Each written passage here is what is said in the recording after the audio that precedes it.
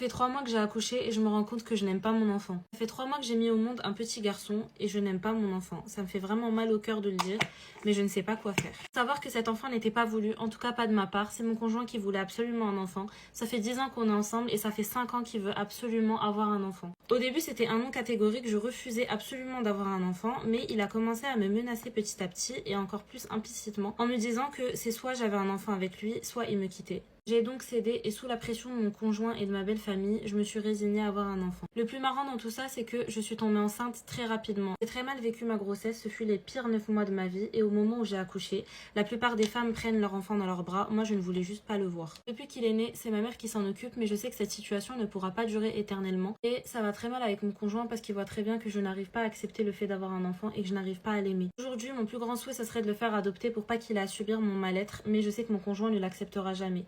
Et je sais qu'on pourra jamais vivre ensemble et je ne veux pas quitter mon conjoint pour ça. Mon plus gros regret, c'est de ne pas avoir avorté au moment où je le pouvais et surtout d'avoir cédé à la pression de mon conjoint et de sa famille. J'espère qu'un jour je pourrai aimer mon enfant. Moi, je déteste les enfants et j'ai pas honte de le dire. Mais pourquoi on se sent aussi à l'aise à dire ça publiquement sans jamais se remettre en question?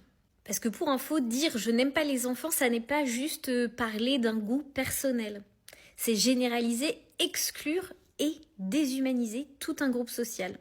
Un groupe qui, évidemment, en plus de ça, est hyper vulnérable. Les enfants, ils dépendent de nous les adultes pour leur sécurité, leur bien-être, leurs droits. Du coup, si nous, on banalise ou on diffuse l'idée que globalement, ils nous cassent les bonbons et ils sont moins dignes d'empathie finalement que les autres groupes sociaux, eh bien c'est dangereux. En faisant ça, on participe à une culture qui banalise les violences qu'on fait aux enfants. Parce que reporter ça à n'importe quel autre groupe social. J'aime pas les vieux, j'aime pas les personnes handicapées. Bah là, il y a un malaise, non? Forcément, là, on trouverait ça problématique ou encore déshumanisant. Alors que pour les enfants, limite, on voit pas le problème. Bah en fait, tout ça, c'est une violence structurelle. Et ça craint. En revanche, on peut dire je ne me sens pas particulièrement à l'aise lorsqu'il y a des enfants ou encore je ne sais pas du tout interagir avec eux. Là, on rejette pas en bloc le groupe. J'ai pas envie de paraître pour une personne horrible, mais est-ce que je suis la seule qui déteste les enfants? Beau me forcer, hein. J'ai beau regarder les enfants des autres et tout, mais les enfants, je peux pas. Je sais pas si c'est lié à un quelconque trauma. En fait, ça m'énerve les enfants. Je trouve pas ça mignon. Ça pleure, il faut les changer. Peut-être que je suis trop égoïste, hein. Peut-être que je sais bien que ça me fait peur parce que moi j'aimerais bien plus tard fonder une famille, un mari, etc. Mais genre là, rien que le fait de m'imaginer avec un gosse, mais je peux pas.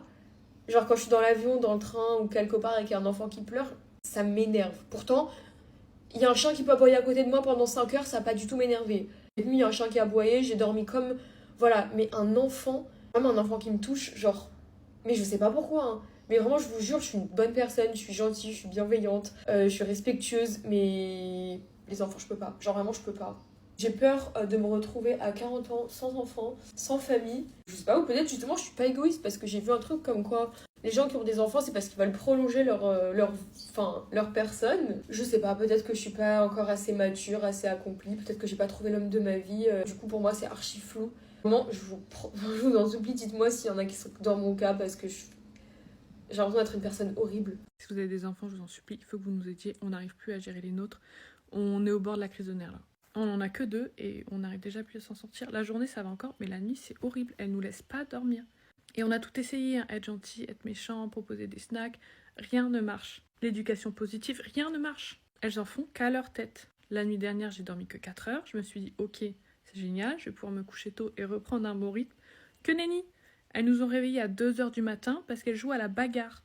Et elles vont se coucher que quand, ça y est, elles en ont marre. Donc là, cette nuit, c'était vers 4-5 heures du matin. Et comme elles écoutent rien, ben nous, on peut rien faire. On reste là, allongés dans notre lit avec le papa et on attend, en fait. Peut-être que le problème, ça vient du fait que les 2 petites, elles dorment avec nous dans notre chambre parce qu'on n'a pas les moyens de leur offrir une chambre à elles. Et si vous pensez que se coucher tard, ça veut dire se lever tard, pas du tout. Elles se lèvent toujours à la même heure et elles nous rejoignent dans le lit et c'est elles qui nous réveillent. Même si on les garde occupées toute la journée, même si on joue bien avec elles avant d'aller se coucher pour les dépenser, les fatiguer, ça change rien du tout, elles en ont rien à faire. Donc bien sûr, ça crée des tensions dans le couple. Et voilà, on sait pas quoi faire, on est fatigué, là on n'en peut plus quoi. Est-ce que vous pensez qu'il faut qu'on aille voir un psychologue, un médecin peu importe, je m'en fiche, donnez-moi vos conseils parce que là, on sait pas quoi faire. Et le pire, c'est que je m'en veux parce que c'est moi qui ai tanné le papa pour avoir un deuxième enfant. Lui, il était pas plus chaud que ça, quoi. Et je vais peut-être passer pour la pire mère du monde, mais il y a des fois, je suis à la limite de regretter, quoi. Donc ça, c'est la petite, elle a juste 6 mois. Tiens, ma chérie, prends mon pain. Et ça, c'est la grande, elle a 2 ans. Je déteste les enfants, je n'ai aucun instinct maternel. Quand je dis enfant, c'est vraiment tout ce qui est nourrisson jusqu'à genre 10 ans. Tous ceux qui ont besoin en fait qu'on soit là pour eux, je supporte pas. Quand j'étais étudiante, je devais faire babysitting, mais les petits, je les aimais pas. Ça veut dire que des fois, je m'embrouillais avec les petits, ils me disaient ouais, je t'aime pas et tout. Je dis mais moi non plus, je t'aime pas en fait. Je fais ça pour l'argent. À un moment, je gardais des petites qui avaient genre 6-8 ans. Et c'était en mode, franchement, Lila, on te voit comme notre grande sœur et tout. Mais moi, je te vois pas comme ma petite sœur. Je te vois comme une corvée, genre. Quand j'ai des amis qui tombent enceintes, les gens, ils sont en mode, ah, félicitations, félicitations. Moi, dans ma tête, je me dis, mais force à elle. Franchement, force à elle. Genre, t'as besoin, tu te dis, là, vas-y, je vais procréer. Alors qu'il y a un tas d'enfants qui attendent d'être adoptés. Je vais procréer. Je vais me rajouter une charge. Une charge que je vais garder pendant au moins 22 ans. Parce que là, j'ai 22 ans, je suis encore chez ma mère. De A à Z, je comprends pas le fait d'être enceinte. Tu souffres, t'accouches, tu souffres, ils grandissent, tu souffres. Si ça se passe mal avec eux, tu souffres. Par contre, mes copines, si vous voulez adopter des chats, ça c'est avec plaisir que je les catcite et que je leur dis que je les aime et que je leur fais des câlins qu'ils le veuillent ou non. Bref, voilà.